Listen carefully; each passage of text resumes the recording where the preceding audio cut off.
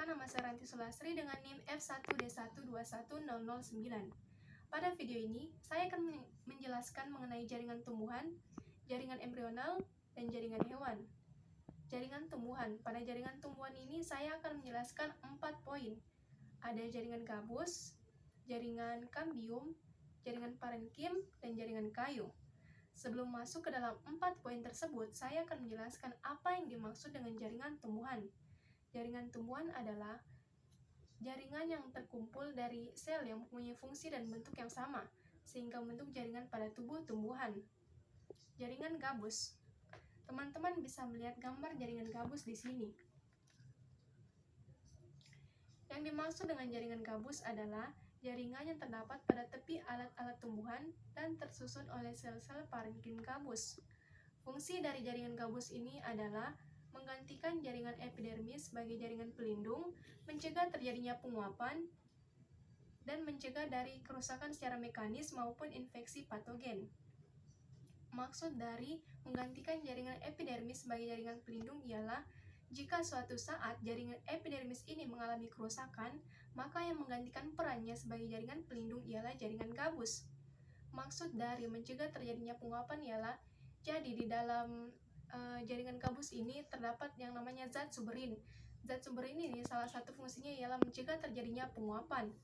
Maksud dari mencegah terjadinya kerusakan secara mekanis dan infeksi patogen ialah karena jaringan gabus ini tebal, maka dia bisa terlindungi dari kerusakan secara mekanis dan infeksi patogen.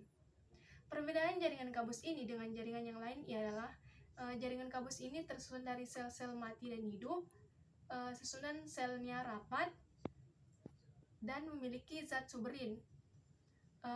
Letak jaringan gabus ini dapat kalian temukan pada seluruh bagian tubuh tumbuhan.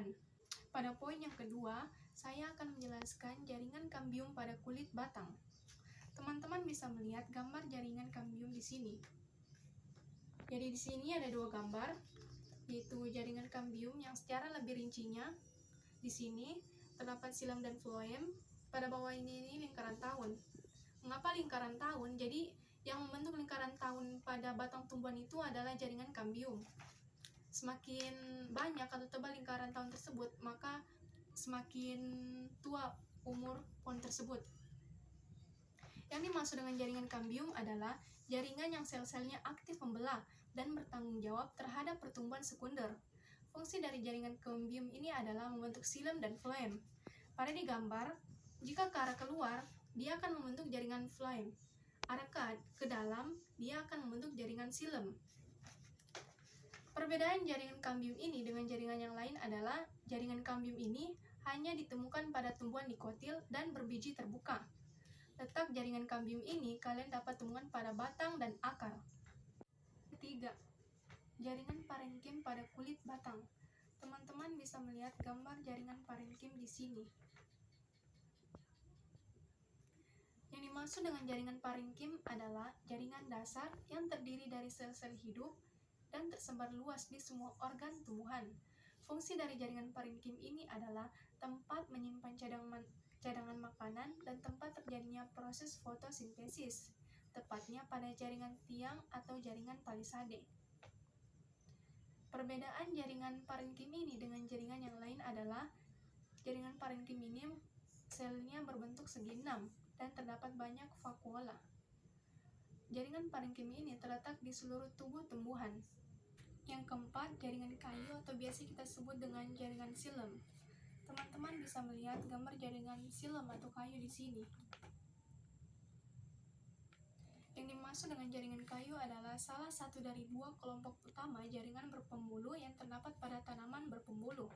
Fungsi dari jaringan kayu atau xilem ini adalah mengangkut air dan nutrisi dari akar dan menyebarkan ke seluruh organ tumbuhan yang membutuhkannya.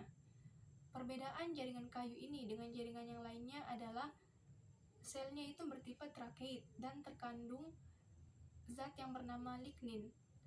Letak jaringan xilem atau kayu ini tepatnya di tengah vaskular pada akar, batang, dan daun. Yang kedua, jaringan embrional. Jaringan embrional adalah jaringan yang sel-selnya aktif membelah dan hasil pembelahan tersebut berasal dari sel zigot. Pada jaringan embrional ini, akan dijelaskan pada akar jagung dan pucuk bunga puring. Ini adalah gambar jaringan embrional pada pucuk bunga puring. Dan gambar jaringan embrional pada akar batang jagung ini. Jaringan embrional atau meristem selalu bermitosis, sehingga tumbuhan tersebut mengalami pertumbuhan tinggi dan massa. Berdasarkan letaknya, jaringan embrional dibedakan menjadi dua jenis, yaitu jaringan meristem apikal dan interkaler. Yang terdapat pada jaringan embrional pada akar jagung dan pucuk bunga puring ialah jaringan meristem apikal. Jaringan meristem apikal ini banyak ditemukan pada ujung akar, ujung tunas, dan batang. Fungsi dari jaringan embrional ini ialah melakukan pembelahan sel sehingga membentuk jaringan dewasa. Perbedaan jaringan embrional dengan jaringan yang lain ialah jaringan embrional mempunyai sel penyusun yang kecil, kayakan protoplasma, dan banyak terdapat vakuola. Letak jaringan embrional ini terletak pada ujung akar dan ujung daun. Bagian ketiga, jaringan hewan. Pada jaringan hewan ini, saya akan menjelaskan 3 poin, yaitu ada jaringan epitel, jaringan otot, dan jaringan saraf. Tapi sebelum itu, saya akan menjelaskan apa yang dimaksud dengan jaringan hewan. Jaringan hewan adalah kumpulan sel yang mempunyai fungsi dan bentuk yang sama, sehingga membentuk jaringan pada hewan. Pada poin yang pertama, jaringan epitel. Teman-teman bisa melihat gambar jaringan epitel di sini. Jaringan epitel adalah jaringan yang melapisi permukaan luar tubuh. Sel-selnya terikat dengan jaringan ikat, sehingga tidak ada ruang antar sel. Fungsi dari jaringan epitel ini ialah melapisi permukaan luar tubuh dan melapisi berbagai organ dalam dan luar. Perbedaan jaringan epitel ini dengan jaringan yang lain ialah mengandung sel saraf, kemampuan regenerasinya tinggi, dan selnya tersusun rapat. Letak jaringan epitel ini dapat ditemukan di seluruh permukaan tubuh. Pada poin yang kedua, yaitu jaringan otot. Jaringan otot adalah jaringan yang terdiri dari sel-sel serat khusus yang dapat berkontraksi atau bergerak. Gambar jaringan otot dapat teman-teman lihat di sini. Di sini ada 3 macam otot, yaitu ada otot lurik, ada otot polos, dan ada otot jantung. Fungsi dari jaringan otot ini adalah sebagai alat gerak aktif, menggerakkan organ tubuh, dan menggerakkan kerangka tulang. Perbedaan jaringan otot ini dengan jaringan yang lain ialah jaringan otot terdapat sel-sel otot yang dapat berkontraksi. Letak jaringan otot ini ialah menempel pada tulang. Pada poin yang ketiga, yaitu jaringan saraf. Jaringan saraf adalah jaringan yang terdiri dari sel-sel atau neuron.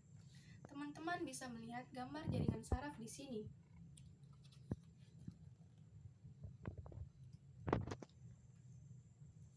Fungsi dari jaringan saraf ialah menerima impuls dan mengantarkan impuls dari bagian satu tubuh ke tubuh yang lain.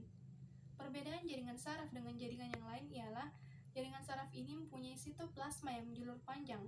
Letak jaringan saraf ini dapat kita temukan pada otak dan sumsum tulang belakang. Itulah penjelasan dari saya mengenai jaringan tumbuhan, jaringan embrional, dan jaringan hewan. Sekian dari saya, wabillahi taufiq wal hidayah. Wassalamualaikum warahmatullahi wabarakatuh.